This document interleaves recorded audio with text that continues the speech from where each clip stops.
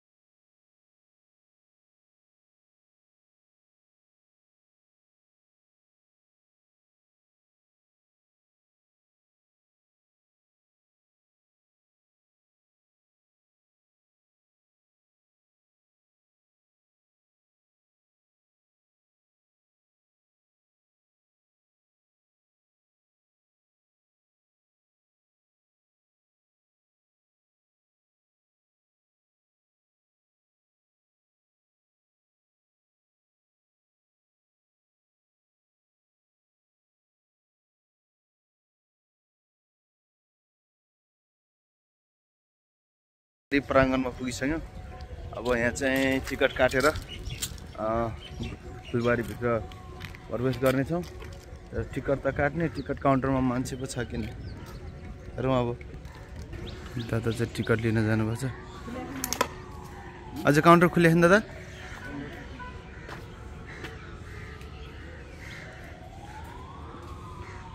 साथीहरु काउन्टर चाहिँ 7 बजे मात्रै खुल्ने गरे, धेरै छैन। अब 5 मिनट जति बाँकी छ।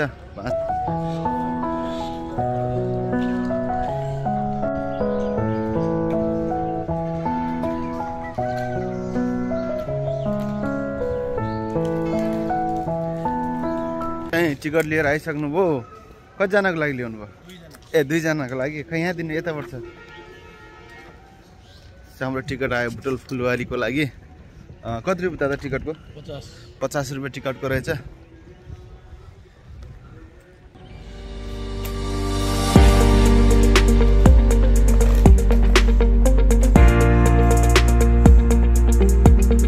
अब भित्र जाँदै टिकट चेकिङ चाहिँ अगाडि दाइ उभिरहनु भएको छ।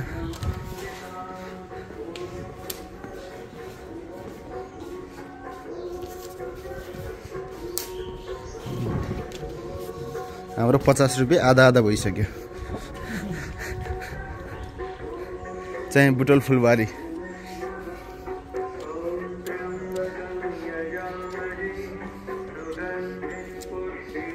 भित्र त आइसक्यो हामी। अब अरू हेर्नुभन्दा पहिला बिहानी पख छ, मन्दिरमा गएर दर्शन गरौँ। फुलबारी भित्र मन्दिर पनि रहेछ। त्यस पछाडि चाहिँ अन्यत्र सबै ठाउँमा घुम्नेछौँ।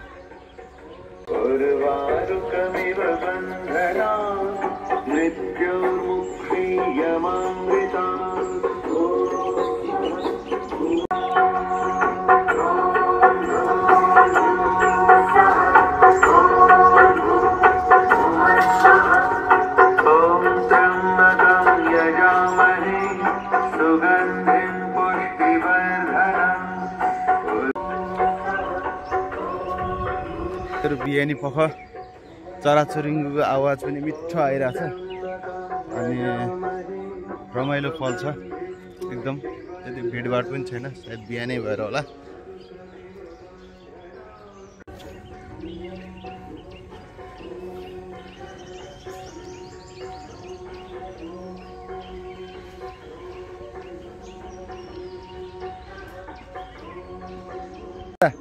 तपाईको लागि भाउजू चाहियो हैन? हेर्नु न कस्तो तपाईसँग जज गर्छ यार जोडी। यता पनि त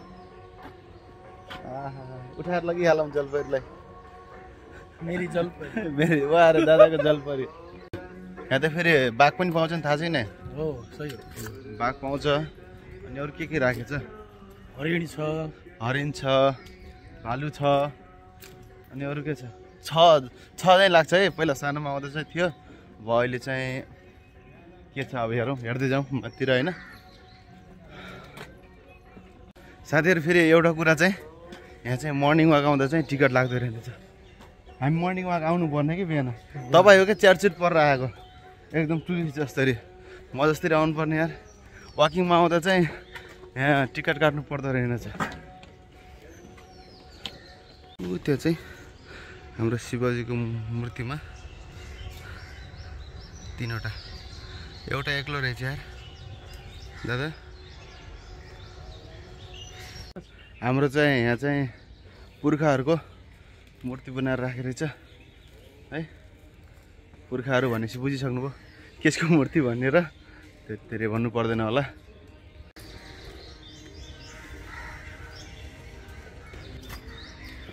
हामी चाहिँ अब बाघको खोजीमा हिँडेर हो होइन दादा? बाघको खोजीमा हिँडिरहेको। बाघ चाहिँ कहाँ छ यहाँ त? अब तर पहिले यति ठुलो थिएन यार दादा, बुटल फुलबारी।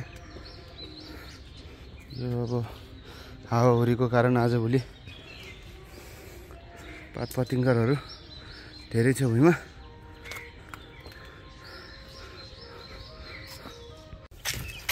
गाह्रो छ फुलबारीभित्र बाघ छ भनेर हिँडेको, जङ्गल आइसक्यो बाघ भेटिने। अलि भित्र जङ्गलमा पछि भेटिन्छ होला दादा बाघ।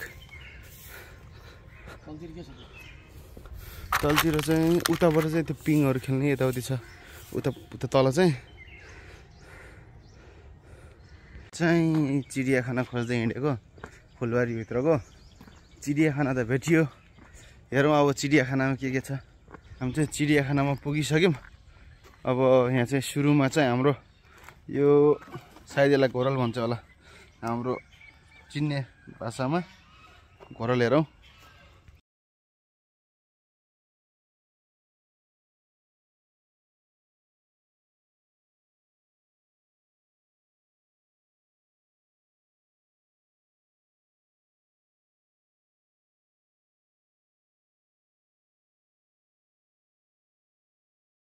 एउटा 2टा अस्ट्रिच, यो चाहिँ अस्ट्रिच। अघिसम्म चाहिँ नाचिरहेको थिएँ, चाहिँ नाच्नु बन्द गरे, फेरि नाच्छन् होला। चाहिँ निलगाई रहेछ तर धेरै भित्र छ, भित्र छ। बाहिर निस्किनु पर्ने, भित्रै बसिरहेको छन्, उज्यालो भएको छैन यिनीहरूको लागि अझै। यो चाहिँ कौवा जरायो।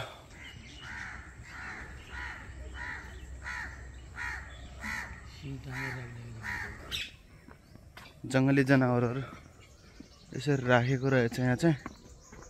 अब त नेपालको जङ्गलमा त पाउनु पनि छाड। लगभग कहाँ छ दादा चितुवा? छ कहाँ? ए ल ल ल यहाँ चितुवा देख्यो। त्यो पारि साथीहरू चितुवा देख्न सक्नुहुन्छ एक्लै। खाउन चाहिँ हेर्छ त।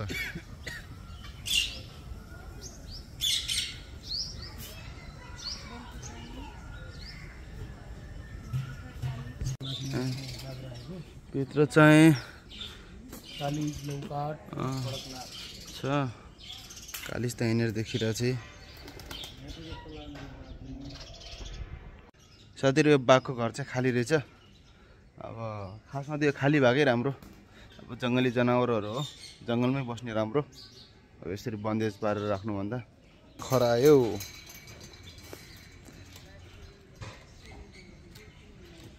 देखियो, एकदम डेन्जर छ।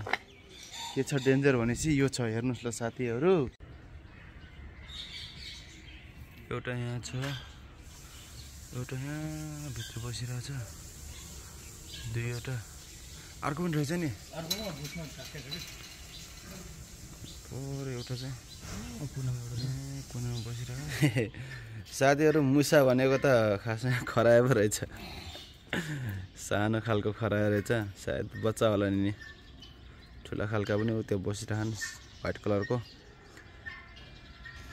साथीहरू यो चाहिँ स्याल होइन, ए आइपुग्यो यहाँ उतापट्टि खरा हेरेर खरा हेरिरहेछ उसले चाहिँ यो शिकार गर्न पाए हुन्थ्यो भन्ने लाग्यो होला मस्तसँग अहिले नेपालमा सबैभन्दा बढी देखिने भनेको यही हो यो अनि हामी बेरोजगार केटाहरू है बाँदर सुतिरहेछ यसलाई बिहान भएको थाहा छैन आज हामी पनि बिहान भएको थाहा नपाउने मान्छे हो खासमा ओ अल्छी ब्रेम छ क्या चिडियाखानामा एउटा चाहिँ ए हात्ती एकदम ठुलो हात्ती राखेको रहेछ चिडियाखानामा अनि हात्ती सँगसँगै अर्को चाहिँ हाम्रो यहाँ गैडा पनि राखेको छ गैडा हैन गैडा मोटो गैडा गैडा पनि छ अनि हामीले अब बाघ कहाँ छ भनेको त साथीहरू बाघले हामीलाई हेरेर रहेछ हामीले अरू चिज हेर्दा त बाघै नदेखेको यति ठुलो बाघ राखेर चाहिँ यहाँ तर हामीले बाघलाई चाहिँ ध्यानै गरेनौँ धन्न पछाडिबाट आएर टोकेन यति ठुलो बाघ रहेछ यहाँ हेर्नु त अघि यतातिर घुम्दाखेरि पछाडिबाट झ्याममा झम्टिन आए गाह्रो पर्थ्यो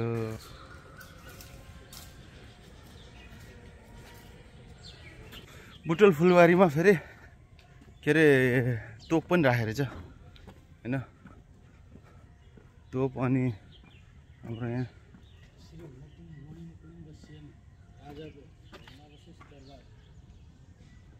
डेन्जर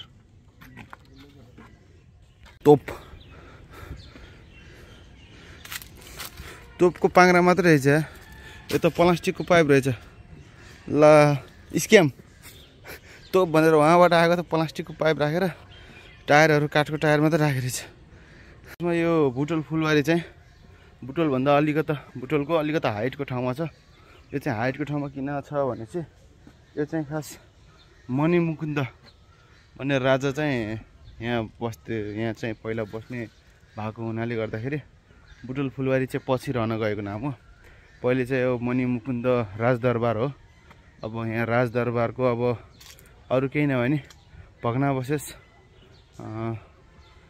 ठाउँ जो अलि सानसानो गाह्रोहरू छन् अनि घरको वाल छ थोरै त्यो चाहिँ बचाएर राखेको रहेछ संरक्षण गरेर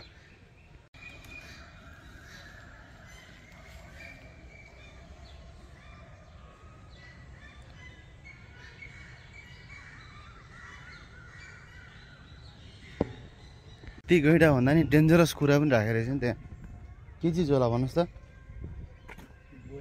गोही बाफरे गोहीको दाँत हेर्नुहोस् त साथीहरू अहिले झम्टेला जस्तो छ खतरा रहेछ ठुलो रहेछ एकदम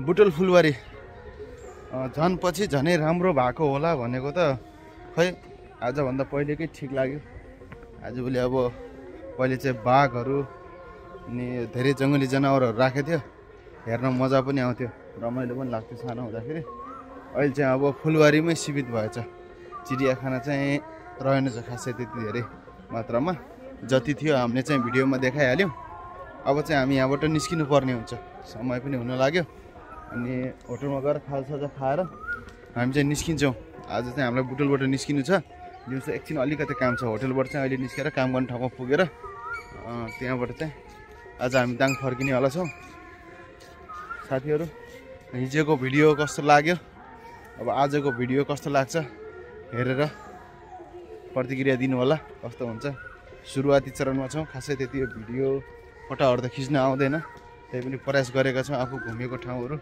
घुम्ने र घुमाउँ भनेर घुमाउँ अनि घुमाउँ अभियानमा अब अहिलेको लागि चाहिँ गुड बाई फेरि अर्को भ्लगमा अब भोलि पर्सि कहिले हुन्छ भेटौँला सबैको दिन शुभ रहोस्।